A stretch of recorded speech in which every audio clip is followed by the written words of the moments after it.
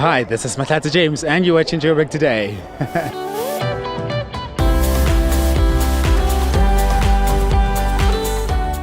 The hip-hop culture continues to influence young people to think creatively and outside the box. We revisit Black Fav to talk about how far they've come since their establishment. The customization of sneakers is a pretty big deal. With social media, it has made the community smaller. We have a lot of access to people who are doing more of what we've been doing for a while. And what we do see is there is a demand, not just from us, but from other artists.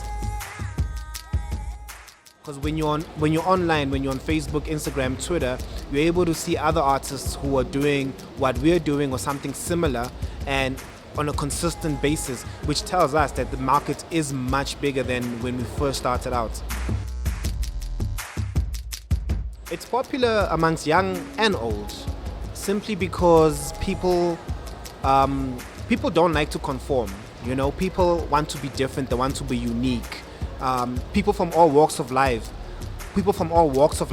have tattoos, you know, like from a major corporation CEO to somebody who works security or janitor. They all have tattoos, and they do that because they want to be different, they want to represent themselves differently. And what we do in terms of customizing, we look at it like we tattoo artists for shoes, we tattoo artists for denim jackets, caps. That's how we look at it, because we're creating art, and our art speaks to people who want to be different, who want to represent themselves differently, to bring out their own personality in their items, mainly sneakers, jackets, murals, the works. What the pandemic has done, it has forced us to look at things differently. We used to use the online space as a secondary tool, you know, where when it comes to business, we use that to communicate, but then the end goal is to actually meet up in person and everything. But during the pandemic and after the pandemic, we've moved away from that because of obvious reasons. So I personally feel that it's actually been a blessing in disguise, because we've been able to move from a very dark, dire situation where everybody was just where they felt as if it's the end of days, to actually getting the biggest opportunity we've had since we've started in terms of collaborating with a brand. The reason we're here today is because of what we did during the height of lockdown. We were pushing content every day, even when nobody was ordering anything. Show up every day.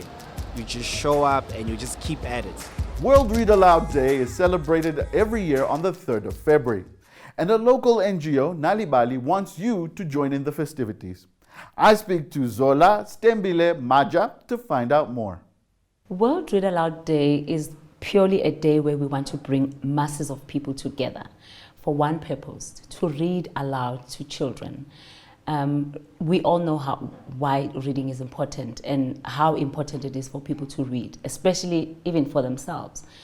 And this is like the one day where we literally just all, put everything on a standstill at a particular hour, and we all read out to someone. Yeah. So what will Nalibali Trust be doing on the day to promote reading? We are going to be having a read aloud by an author of a story called Fly Everyone Fly. Her name is Sihle Nonchogweni. She's well known as the author of a book called Wonder. And at 1 o'clock on Wednesday, she is going to be reading live on our Facebook page, and we'd like for everyone to actually tune in and watch the read, so that we can kind of see how easy it is for one to read, and how nice would it be for people to listen to an author of a story reading to the masses, around the world. And sharing a story, which is one of the ways in which we are trying to spark a sense of imagination and interest and love into these young children. We want children to fall in love with books and stories. And it's not just the author who's going to be reading as well. You're also trying to get people to also participate in this program. Why don't you tell us a bit more about that? Most definitely. We are calling out for people to pledge. by using our website and pledge to read aloud to their children at home. And this year we have a big target of 3 million.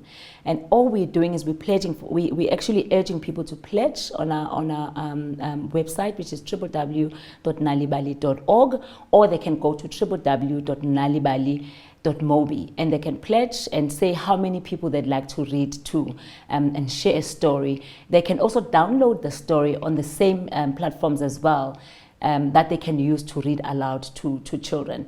If they are interested in getting a story through a WhatsApp platform, we have that available for them.